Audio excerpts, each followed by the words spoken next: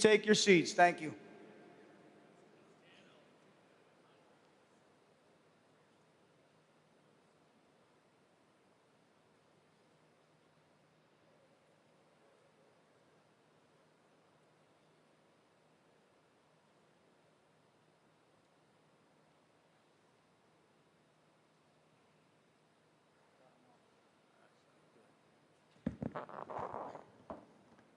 Brothers and sisters, we have to play in politics. We have to play hard, and we have to play smart. Our members that elected us deserve nothing less. Our members told us as much as that in our all-member survey that we sent out in town halls that were held across the country. More town halls are on the way as we do everything we can to hear the voices of as many of our members as possible. There's no other way to do it, and it's the right way to do it. Our survey told us loud and clear, their union, us, we are duty-bound to tell them which candidates are supportive of our issues and which candidates are not. Which candidates get us, get our mission, get our priorities. Politics is how we identify our friends, and it's also how we spot our enemies. Our Minnesota State Association has endorsed our next speaker every single time he's run for office, and with good reason. Tim Walz is a native of rural Nebraska, the son of a teacher and a homemaker. He and his wife, parents to 2 children, both worked as teachers in Nebraska before moving to Minnesota. Tim worked as a teacher and is a card-carrying member of the AFT and the NEA, represented here today by our Massachusetts President, Jessica Tang. Before being sworn in as the governor of Minnesota, Tim served 8 years in the United States Congress. He carved a well-earned reputation as an effective leader and was consistently rated as one of the most bipartisan members of Congress. Isn't that refreshing? While in Congress, he served as the ranking member on the Veterans Affairs Committee. Elected as governor in 2018 and re-elected in 2022, Tim has a strong record of supporting the MPFF and the greater labor movement. He worked to secure PSOB for Minnesota firefighters who succumbed to occupational cancer. This fund also provides counseling services for our members struggling from PTSD. Governor Walz is a strong supporter of adequate firefighter staffing and signed a law that removes staffing rights as managerial rights and now provides us with a voice at the table on our staffing.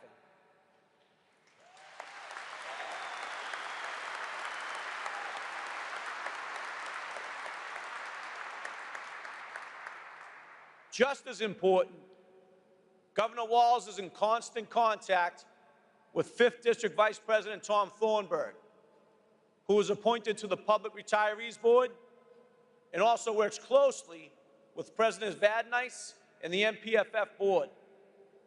He takes the time to listen. He learns about our issues and works very hard on our behalf. He'll bring that same mindset back to Washington. Please welcome Minnesota Governor and Democratic candidate for Vice President Tim Walz to our IAFF family. Governor Walz.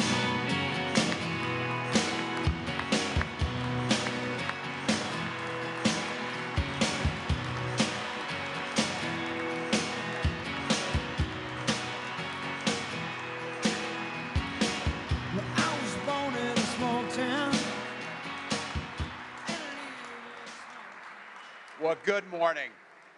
I know you got a lot of important business to get through this week, but I do want to say how grateful I am and what a privilege it is to stand in front of this group. Thank you, President Kelly. Thank you for every single day advocating for the 350,000 heroes that you know that you represent with passion. And to General Secretary Treasurer Lima, thank you. This is an incredible leadership team. I got to use a point of personal privilege and a shout out to your 5th District VP from Bethel, Minnesota resident, Tom Thornburg. Tom, it's great to always see you.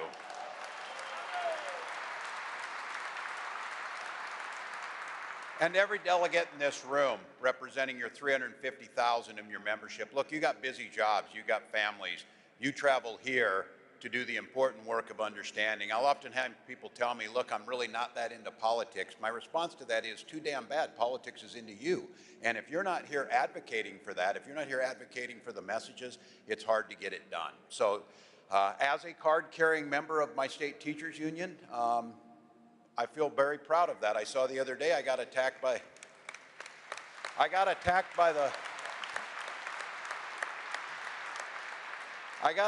the Wall Street Journal for being richer than my disclosure says because I have 2 defined benefit pension plans.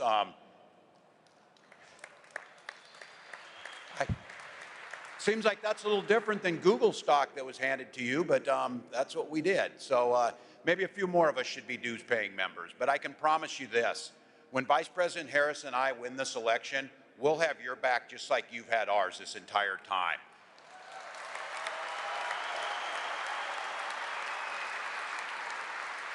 And just as I've done as governor and just as the vice president has done, I look forward to working hand in hand with you to deliver for the locals back home, because that's what really matters. But if you'd bear with me, it's a privilege to be in front of this group, but I have to say it's also personal. The Minnesotans know this, and some of you in this room might know. Last year, we lost one of our bravest firefighting heroes, and I personally lost a dear friend. Chris Parsons was fire chief, fire captain from St. Paul. He worked closely with us and was president of the Minnesota Professional Firefighters. Chris was 6'7", stood out in any crowd, but it's hard to imagine his personality was bigger than that 6'7". He was the most generous and kind and funny individual that I had ever met. One conversation with that guy would make your entire day better. Tragically, we lost Chris in the line of duty. It's kind of heartbreak that no family and no community should have to endure, because every hero deserves to come home at the end of every shift. And know this, we see your noble courage. We're forever grateful to you for going above and beyond to keep all of us safe. And we're committed to building a future that you and your families deserve. As Minnesota's governor, I was proud to bolster resources for firefighter training and education, to invest in the equipment and the facilities to keep you safe, and to sign the most comprehensive fighter well-being legislation in the nation.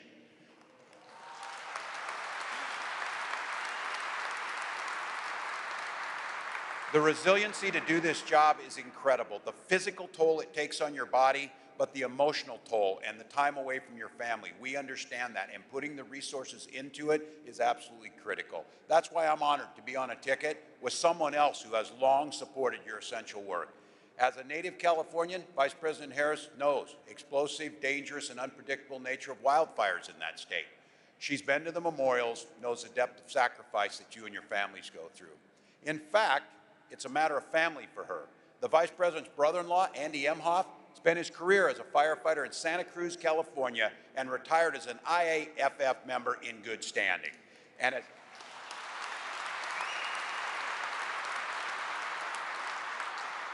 as California Attorney General, and as Frank can attest, Kamala Harris sued the big banks for mismanaging your state's pension fund.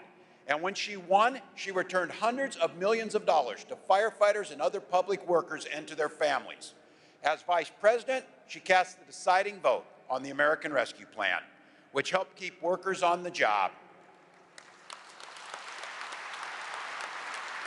And I'll say this, it kept the public safe during the pandemic, and it let local fire departments hire, train, and retain more of the firefighters that we needed.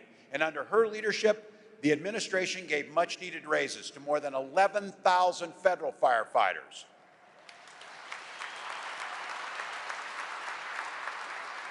When we're in office, we'll make sure you have all the resources and protections you need to do your jobs and your service is respected and that you come home safe every night.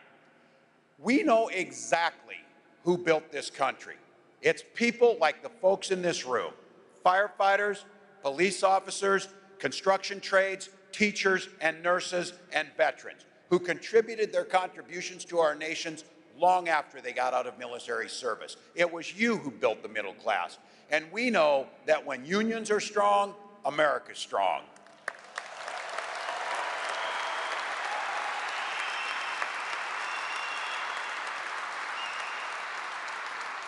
Look, this is the time of year that talk is cheap. But that's why Vice President Harris is proudly part of the most pro-labor administration in history, unafraid to walk picket lines with workers demanding better pay and conditions. And that's why she rescued pensions of more than 1 million of our union sisters and brothers, workers and retirees, and insisted that prevailing wage jobs spring from federal investments. Your construction brothers and sisters know that one. It's that same spirit that animated my fight for labor in Minnesota. As governor, I signed one of the biggest packages of pro-worker policies in history into law, making it easier for workers to form unions, strengthening worker protections, and banning captive audience meetings.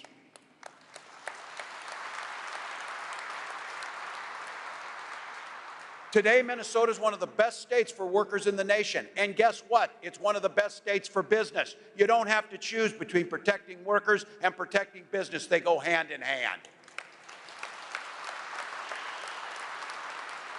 That's Vice President's and my vision for the entire country. Donald Trump and J.D. Vance, they have something a little different in mind. The only thing these guys know about working people is how to take advantage of them, how to not pay them.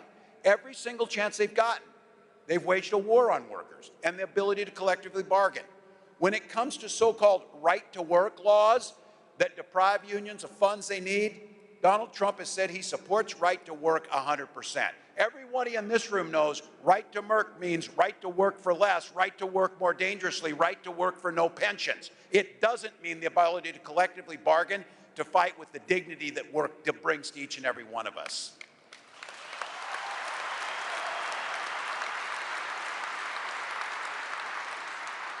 Look, I'll keep saying it. Words are cheap. Actions is all you should care about. Make sure you're counting on what was delivered. When Donald Trump was president, he blocked overtime benefits for millions of workers. He opposed efforts to raise the minimum wage, and he even proposed slashing budgets for federal fire service programs. Those are just simply facts. But look, it's not just what they've done, it's what they're going to do. This is the big thing. One of the goals of their Project 2025 is to screw the middle class, making it harder for workers to collectively bargain, allowing employers to drastically cut overtime or eliminate it, slash taxes for the ultra-wealthy by imposing a national sales tax on the rest of us. Look, I've said this, I'm an old-time football coach. If you draw up a playbook, you plan on using it. Project 2025 is a plan to reshape what America looks like, moving away from the middle class and putting it right back on the oligarchs and the wealthy at the top. He said he's going to repeal the Affordable Care Act. That thing is pre-existing conditions. Those are things that make sure that our family gets health care. And for many of our families, and I know you don't get to participate in it, but your families do, my mom does, Social Security and Medicare are life-saving programs for them. Instead of funding those programs, they talk about cutting them. So here, this is what I always say. If you got $1 billion, you don't give a damn if your Social Security check shows up. But if you're like my mom, that's how you pay for your food. That's how you pay for your heat. That's how things get done. So that check, pretty damn important to protect it.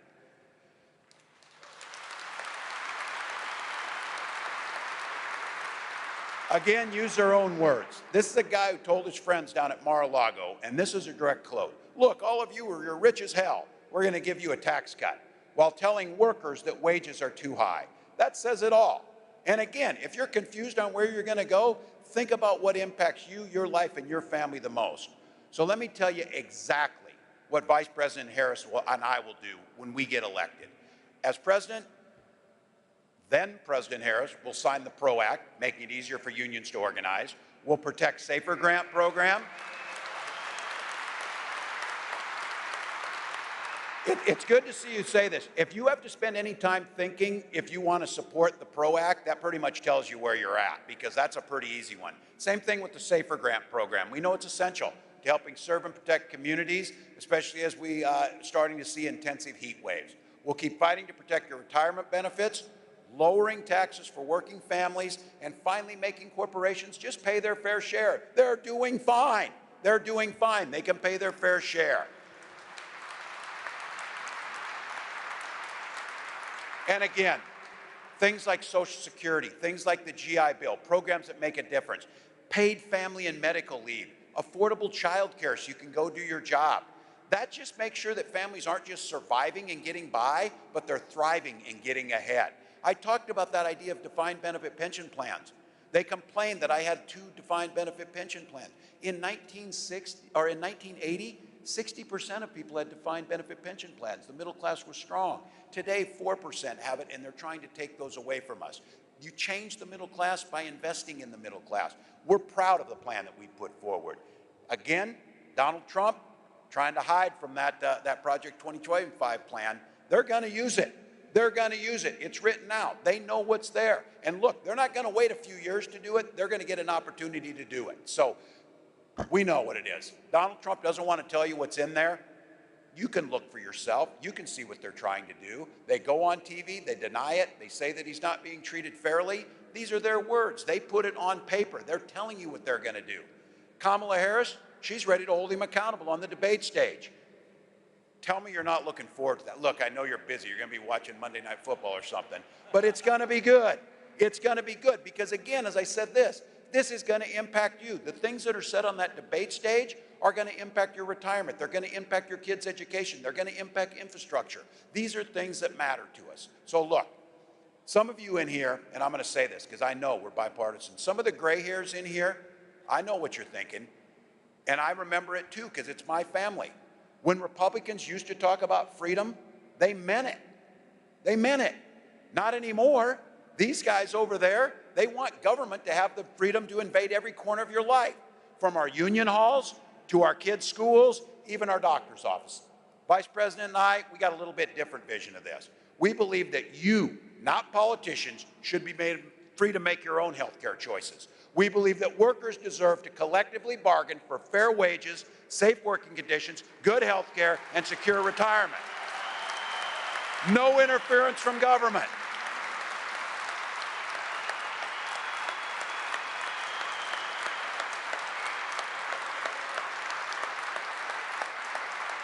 As a union member, our union halls are the purest form of democracy. The opportunity to speak your mind, elect leadership, speak what you want on your platform, and then go advertise or go advocate for it. That's how democracy is supposed to work. These are folks that want to make it difficult to do that. Little things. We should be able to make sure that government is there to make sure that corporations have to keep our air and water clean. You can make money and still protect water and protect air. We believe that people should be free to get a good education that puts them into the middle class, not crippling debt for a lifetime. And we believe that our kids should be free to go to school without worrying about being shot dead in their halls. Now, I want to say something about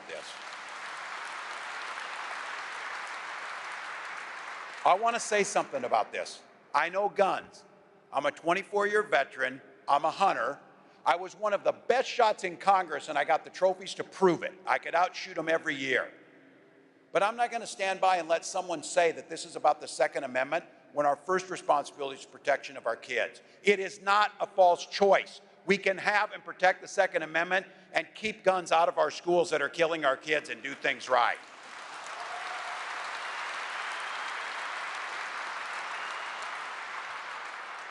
That stuff's common sense. Vice President Harris brings that to the White House. That's a future we can build together. We don't have to go to every damn family gathering and fight about things that we mostly agree on. We don't have to find ways to divide us, and we can have legitimate policy discussions that differ on issues but come to common goals. And on issues of labor rights, of middle class rights, of paying your fair share, of cutting taxes for the middle class, we're going to need you with us to win that fight. So I'd ask all of you, I am a former football coach, and I give halftime speeches all the time. But I do have to admit this. I know I'm in Red Sox country. Go Twins. So I'm going to try a baseball analogy, people, so bear with me. Game 7 of the World Series. We're down a couple runs, but we got the rally hats on. We got runners on base, and our heavy hitters are on deck. We got the hometown going wild. Sisters and brothers in labor, it's time for you to step up to the plate. We've got 69 days to win this thing, 69 days to protect labor rights, 69 days to do things that we know people who have laid their life on the line, like Chris Parsons, to protect this as a public service and are simply asking to be treated fairly. That's what we get to do. On that 70th day, we wake up and know that the policies that positively impact you are going to become law. That's what we have to believe. So I'll tell you what, our hitters are coming up. It's you. This is a vision about the possibility of America. This is the vision about a positive America. This is a vision about what we can do together. And the reason that I feel so good is knowing that the heavy hitters in this room are coming up next is you know how to fight. That's all you know how to do. That's all you've had to do every step of the way to improve this profession and to bring people into it. So as the next president of the United States always says, when we fight, we win. Thank you all.